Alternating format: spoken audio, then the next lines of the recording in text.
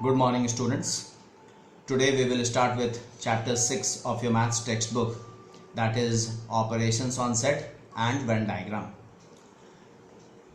In today's module, in the first module, we would be looking at the basics of set and various operations on set.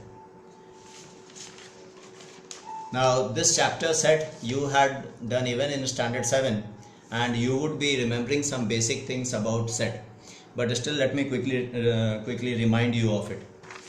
So first of all, what is a set? Set is a collection of well-defined and unique objects. So the objects or the elements of the set should be clearly defined and they should be unique, means there should be no repetition. Okay, how do we represent set? We represent set using description method, like we simply write a statement. Set A is a collection of even whole numbers. So we can just write a statement. Or we represent set using roster or tabular method, in which we simply put the elements separated with comma and there will be two curly brackets on either side. Okay, then the third method of representation is rule method or set builder method. In this we write a statement like in this manner, like set A is elements x such that x belongs to, this symbol means belongs to, x belongs to even whole numbers and x is less than 10. So we can represent in set builder method in this manner. So if we represent in this manner, it is a bit difficult to work. It is better to convert it to tabular method and then use it. Okay, then some types of set. There are many types of set you studied, but we will be discussing only a few over here, like empty set or null set, which means a set which has no element. It is represented by this symbol. Universal set, which is represented by this symbol or this symbol, and it means a set which comprises of all the elements under consideration in that particular question. Equal sets, like two sets A and B, would be said to be equal if they have exactly same elements. The number of elements are same and also the elements are same. Then A and B would be said to be equal sets. Equivalent sets, A and B are said to be equivalent if only the number of elements are same between the two sets. If only the number of elements are same between the two sets, we call it equivalent set. It is represented by a double arrow. Then subset and superset. A set A is said to be a subset of set B if all the elements of A is contained in B. So A is the smaller set, B is the bigger set or the superset. So it may be bigger, it may be sometimes equal also, but if all the elements of A is contained in B, then A is the subset of B and B is the superset. Okay, then let's move on to the operations on set. We would be considering four operations: union of set, U, intersection of set, this symbol, difference of set, this symbol, and complement of set. A complement, if we consider set A, then A complement, which is either one of the ways. Okay, then to explain you these different operations on set, I have taken an example over here. We have set A, which is containing 1, 2, 3, 4, 5, 6. We have set B, which is 2, 3, 5, 7, 11, 13. That is prime numbers up to 13.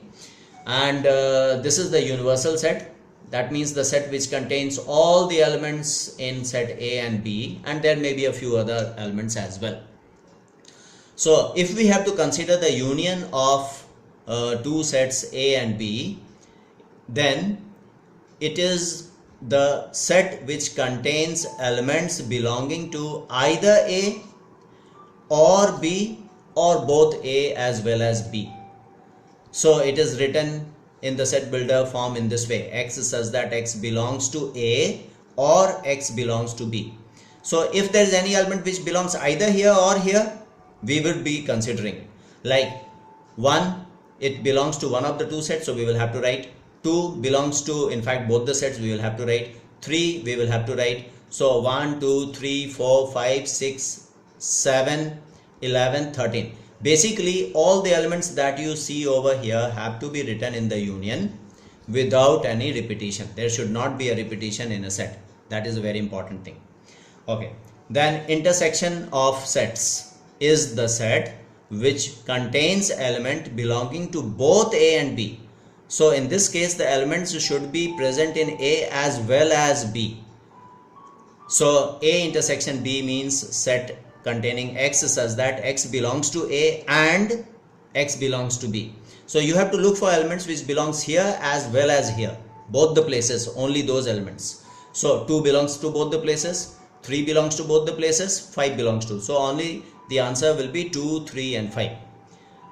Then difference of two sets is the set which contains elements. For example, if we have A minus B, so it contains elements which belong to A but do not belong to B. So we can say A only, the elements which are A only. So what are the elements which are A only over here? We have 1, we have 4 because 1 is present only here, not here. 4 which is present only here, not here, and 6 which is present only here, not here. So 1, 4 and 6 are the elements for A minus B. That is basically A only. Okay, 1, 4 and 6. Then complement of set A is the set which contains elements of the universal set which are not in A. Elements of the universal set which are present here but not here, or in other words I can say A complement means those elements which are present in the universal set which are not here, other than these elements which are present here. We have to look, other than these elements which are present over here, that will be A complement.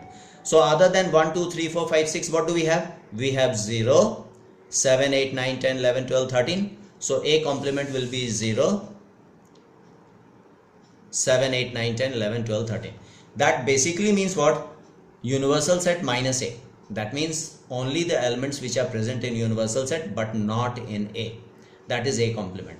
Then overlapping and intersecting sets. This is not an operation on set. Overlapping sets are those which contains elements common between A and B.